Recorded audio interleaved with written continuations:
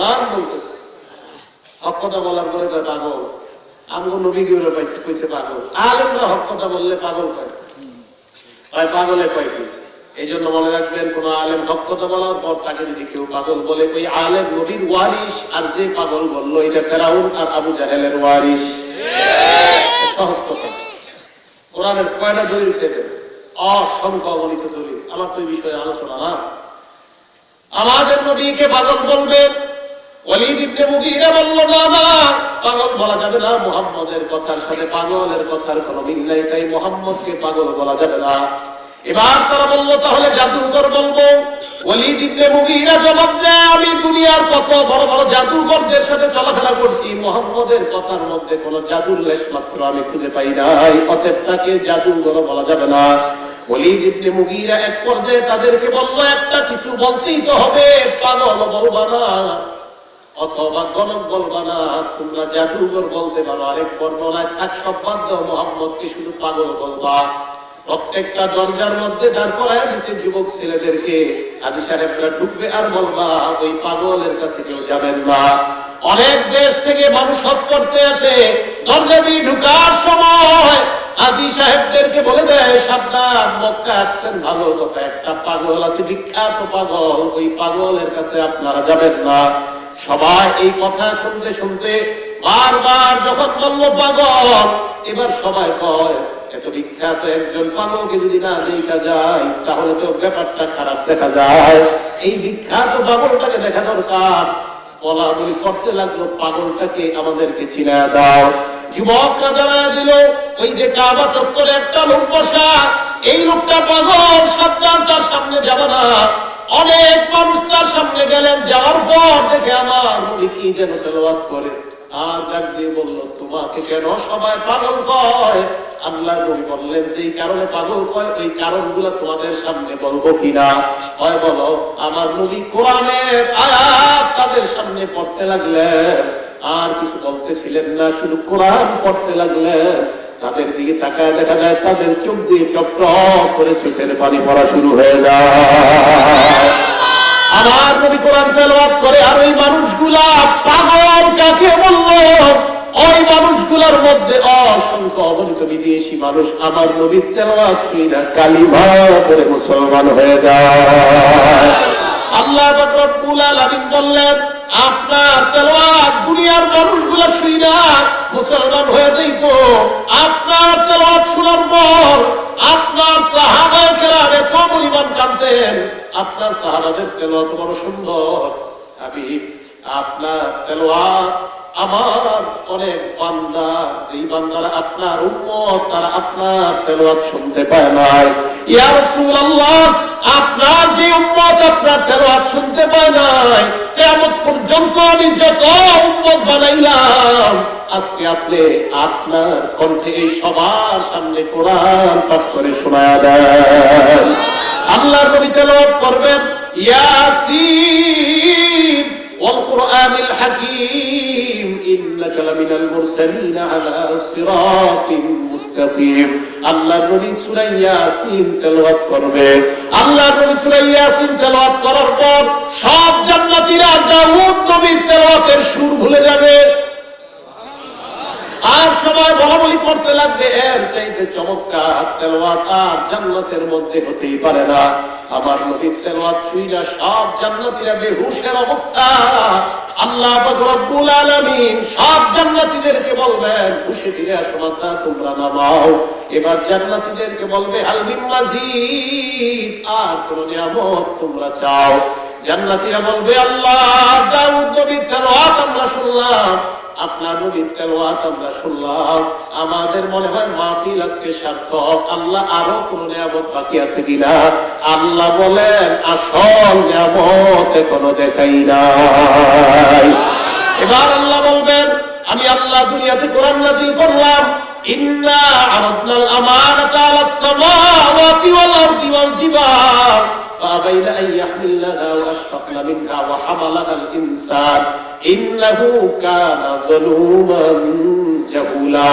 আল্লাহ বলবেন, দুনিয়াতে আমি কোরআন নাযিল করলাম, কোরআন নাযিল করার পর আমি আসমানের সামনে রাখলাম, পাহাড়ের সামনে রাখলাম, পর্বতের সামনে রাখলাম, রাখলাম, ফাবাইনা আইয়াহমিলনাহা, পাহাড়ে কোরআন নিতে চায় নাই, পর্বতে কোরআন নিতে চায় নাই, আসমান জমিনে কোরআন নিতে চায় নাই, সবাই ভয় পেয়েছে।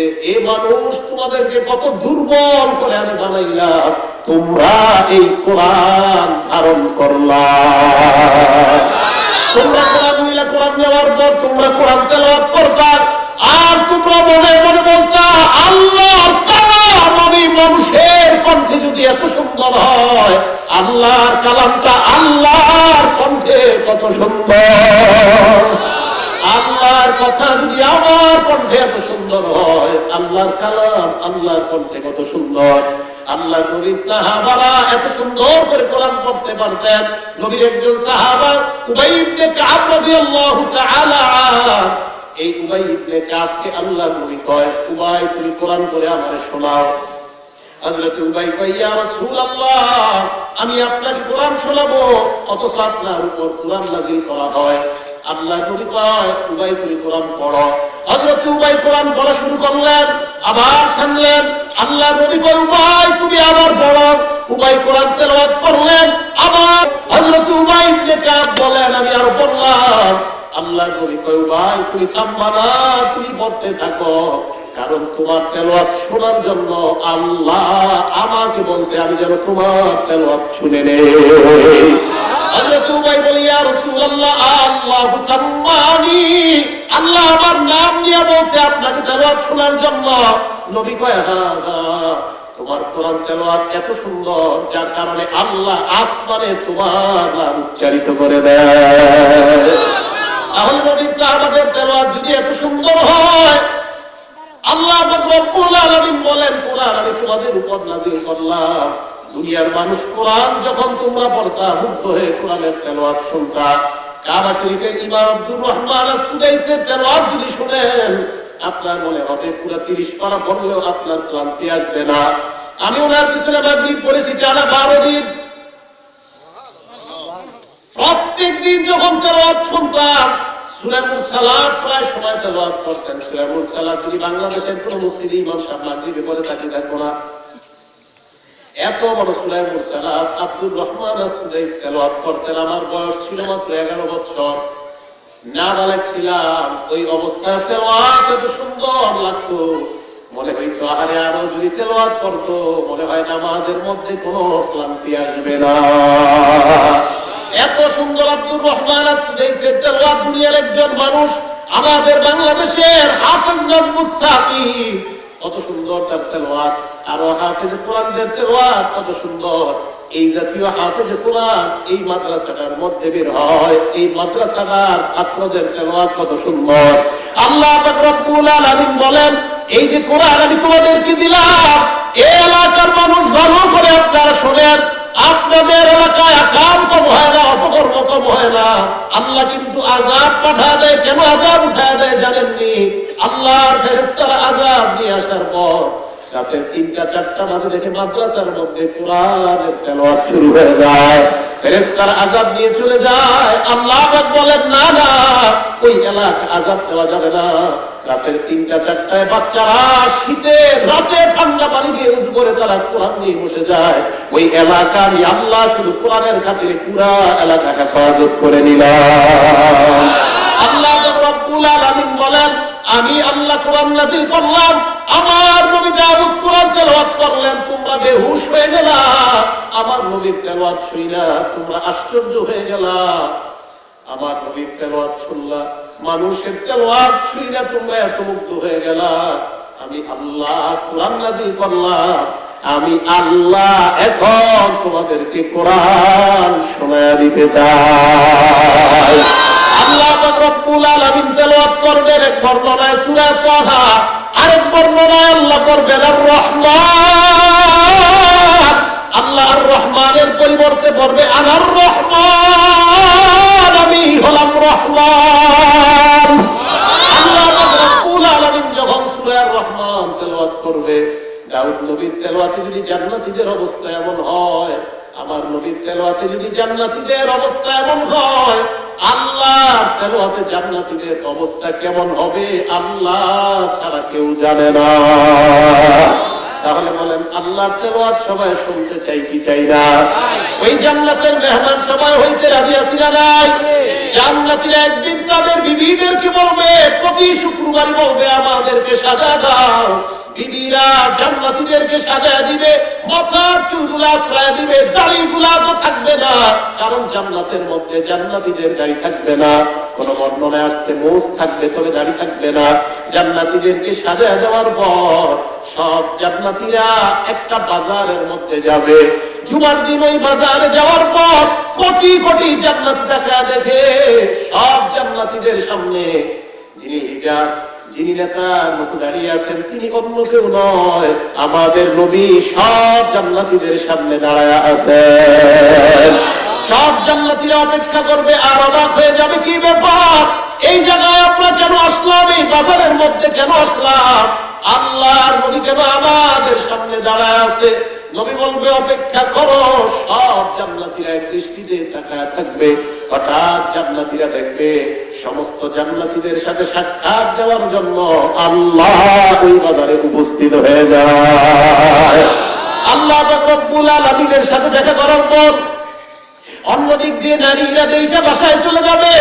আপনি আল্লাহকে দেখার পর যখন আপনি আপনার বাসায় যাবেন, যাওয়ার পর দেখবেন বিবির যে সুন্দরীরাই গেছেন, যাওয়ার পর দেখবেন বিবি আগের চাইতে আরো বেশি গুণ বেশি সুন্দর হয়ে যায়।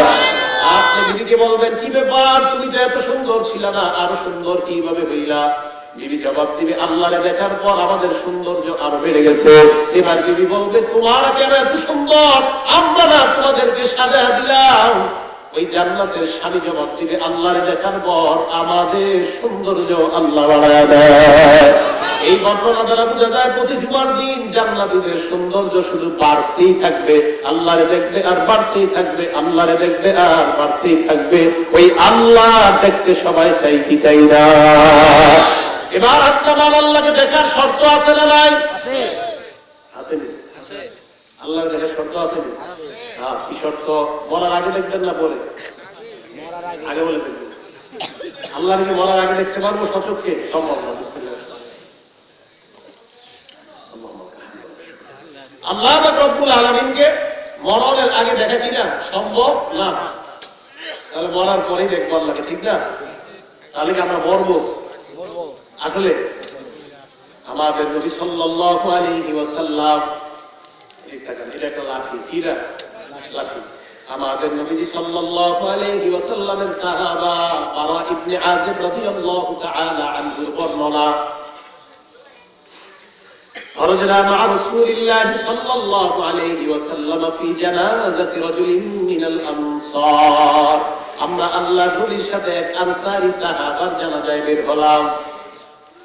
ওয়ালাম্মা ইউহাদ, কবর এখনো পরিপূর্ণভাবে গর্ত করা হয় নাই। ওই কবরের সামনে দিয়ে যখন যাইতে লাগলাম, নবী কবরের দিকে তাকাইলেন। কবরের দিকে তাকানোর পর জালাসা হাওলাল কবরি, আল্লাহর নবী কবরের সামনে বসে গেলেন। খুব ভালো করে শুনবেন। সাহাবারা বলেন, ওয়া জালাসনা হাওলা, আমরা নবীর সাথে কবরের সামনে বসে গেলাম। কান্না আলা রুসিনা আত-তাইর, আমাদের মাথার উপর পাখি বসা, এত শান্ত ভাবে নবীর সামনে বসলাম। পাখি যদি চলে যায়, পাখি যদি বসে, আমরা টের পাবো না, এমন শান্ত ভাবে নবীর সামনে বসলাম। আল্লাহর নবীর দিকে তাকায় রইলাম। নবীর হাতে একটা লাঠি, ইয়াদিহি উদুম ইয়ানকুতু বিহি ফিল আরদ, ওই লাঠি দিয়া জমিনের মধ্যে এইভাবে আঁকাআঁকি করতেছেন। ভালো করে, একটা কবরের সামনে নবী বসলেন, আমরাও বসলাম। নবীর হাতে একটা লাঠি মুবারক, ওই লাঠি দিয়া কবরের সামনে নবী এইভাবে জমিনের মধ্যে আঁকাআঁকি করতে লাগলেন। সাহাবারা অবাক, কি ব্যাপার, নবী কেন কোনো কথা কয় না? আল্লাহর নবী কথা কেন বলে না?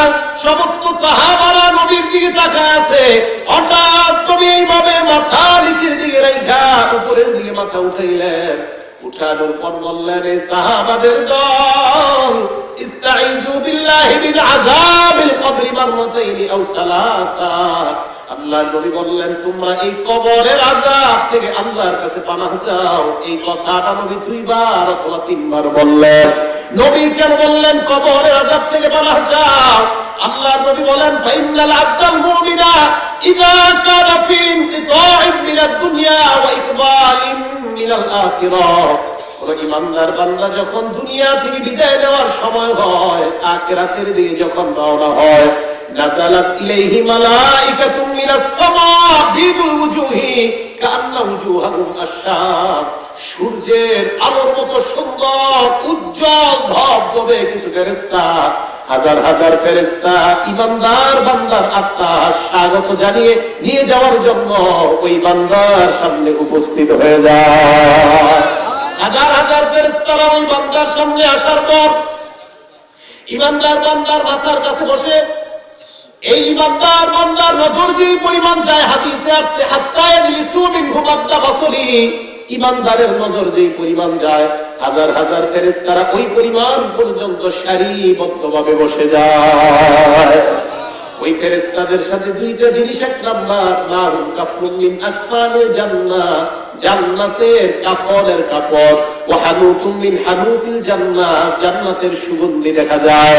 ফেরেশতারা তার সামনে বসার পর আল্লাহ পাক রব্বুল আলামিন, আল্লাহর নবী বলেন, এবার তার সামনে মালাকুল মাউত উপস্থিত হয়ে যায়। মালাকুল মাউত তার সামনে আসার পর হাত্তা ইয়াজলিসা মিনহু, তার চোখের সামনে তার মাথার কাছে বসে যায়। মালাকুল মাউতকে বলেন সবাই, আরো জোরে বলেন। আসলে এক আজরাইল কয়জনের আত্মা নেয়? সবার। মনে করেন আপনার টাঙ্গাইলে একজন, কুমিল্লা একজন, চট্টগ্রাম একজন, এরকম সব দেশে একজন একজন করে একই সময় মারা গেছে। আজরাইল কোন জায়গায় গেছে? হ্যাঁ, এটা তো কেরামতি বার্তার কথা। এটা হলো মারিফতি বার্তার কথা। কি বার্তা? মোহাম্মদপুর একটা পীর সাহেব আছে, নাম হায়দার বাবা, বন্ড পীর। এই পীরের মুরিদরে আমি রমজান মাসে জিগাই, আপনাকে পীর যে রমজান মাসে খায় দিলেন গেলা, এটা তো উনি রোজাও রাখে না, খায়, নামাজও পড়ে না। এখনো তুমি এই কথাটা বুঝলাম। ওটার সাথে আমার ভালো খাতে ছিল। আমি মোহাম্মদপুর আসাদগেট মসজিদে 11 বছর তারাই পড়েছি। তো আমি বললাম, এই যে এইভাবে উনি খায় দিলেন গেলা, এটা তো অন্যায়। আমারে বলে কি, এখনো বুঝলা না, তুমি আর কবে বুঝবা? আমার সাথে ওর সম্পর্ক ভালো, পীরের মুরিদ যেটা, ও নামাজ পড়ে। আমি কি বুঝবো? কিছু বুঝবো না। আমি এটা আমাকে পীরে যে তুমি দেখতেছো খাইতেছে, তুমি কি বুঝতেছো? আমি তো খাইতেছি, এটাই তো বুঝতেছে। হয় না আর কি, এটাও খাইতেছে, ওনার তো রূপ আরেকটা আছে। আমি বললাম, সেটা কি করে? ওইটা খায় না, ওইটাই রোজা রাখে। আমি বললাম, ওইটা কোন রূপ? ওইটা মারে কত রূপ, কি পথে মারে কত রূপ। আমি প্রশ্ন করলাম, এটা আবার কেমন কথা? আমি পীর হজ করে নাই, এটা এলাকায় প্রসিদ্ধ, তবে উনি হজ করছে। যদি তোমার মন চায়, তুমি আসাদের একটা আরং আছে, আরং, এই আরঙের এক লোকের কথা বললো, ওই পাশে এক লোক আছে, তাকে প্রশ্ন করবা, প্রশ্ন করলে জবাব পাইবা। আমি বললাম, কিসের জবাব? ওই লোককে প্রশ্ন করলাম, একদিন তার সাথে দেখা, উনি আমাকে জবাব দেয়, আমি যখন মক্কায় হজ করতে গেলাম, হজ করতে গিয়ে দেখি হায়দার বাবা হজের মধ্যে মক্কার তওয়াফ করে। আমি বললাম, কিভাবে দেখলেন? আমার বিবিকে ফোন দিয়ে বললাম, মোহাম্মদপুরের ওই বাবাকে দেখলাম কাবা চত্বরে হজ করে। বাবা এখন কই? বিবি কয়, বাবা তো বাংলাদেশে। ওই দিন আমি বুঝলাম বাবার রূপ দুইটা। এগুলা ভণ্ড, এগুলা ভণ্ডামি। কিনি ভণ্ডামি। আপনারা যে বললেন আজরাইল একই সময় এক সব জায়গার আত্মা নেয়, কিভাবে? এই জায়গার হলে মনে করেন আমেরিকা, এই মুহূর্তে আমেরিকা 10 জন বাংলাদেশে যাবেন একই সময়, একদম এট দ্য সেম টাইম, একদম একই সময়। এটা কিভাবে? আজকে থেকে মনে রাখবেন, ঠিক আছে? খুব ভালো করে মনে রাখবেন। সূরা আলিফ লাম মিম আয়াত নাম্বার 11 আল্লাহ বলেন, লিয়াতাওয়াফাকুম মালাকুল মাউতিল্লাযী বুকিলা বিকুম সুম্মা ইলা রাব্বিকুম তুরজাউন। নবী আপনি বলেন, তোমাদের আত্মা দেয় মালাকুল মাউত, মালাকুল মাউত, মালাকুল মাউত তোমাদের আত্মা দেয়। মালাকুল মাউত এই আরবিটার বাংলা হলো মরণের ফেরেশতা, মরণ নেওয়ার ফেরেশতা, আত্মা নেওয়ার ফেরেশতা। এর বাংলা হলো আত্মা নেওয়ার ফেরেশতা, আর আরবি হলো মালাকুল মাউত। আল্লাহ পাক রব্বুল আলামিন বলেন, তোমাদের আত্মা নেয় মালাকুল মাউত। ভালো করে মনে রাখবেন, মালাকুল মাউতের লিডার হলেন আজরাইল। আজরাইলের অধীনে লাখ লাখ ফেরেশতা কাজ করে। তাফসীর ইবনে কাসীরে আছে, লাহু আওয়ান, তার অধীনে অসংখ্য অগণিত সাহায্যকারী কাজ করে। আজরাইল যখন মন চায় ওই এলাকার অমুক আত্মা নিয়ে দাও, আজরাইল ওই ফেরেশতাকে পাঠিয়ে দেয়, যাও যাও অমুকের আত্মা নিয়ে আসো। ওই আত্মা আজরাইল নিতে পারে, অন্য কোন ফেরেশতা আজরাইলের সাজেশন অনুযায়ী কাজ করতে পারে। আজকে দেখে মনে রাখবেন, আত্মা যেই ফেরেশতা নেয় এদের লিডারের নাম আজরাইল। আজরাইলের অধীনে অসংখ্য অগণিত ফেরেশতা আত্মা নেওয়ার জন্য কাজ করে।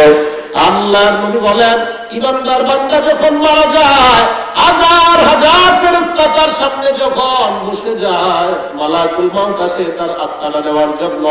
তার মাথার কাছে বসার পর ইমানদারকে ডাক দিয়ে বলে, আইয়াতুহান নাফসুল হামিদা, হে প্রশংসনীয় আত্মা, উখরুজি ইলা রাব্বিন রাদিন আনকি গায়রি গদবান, তুমি বের হও ওই রবের দিকে, তুমি বের হও যে রব তোমার উপর সন্তুষ্ট।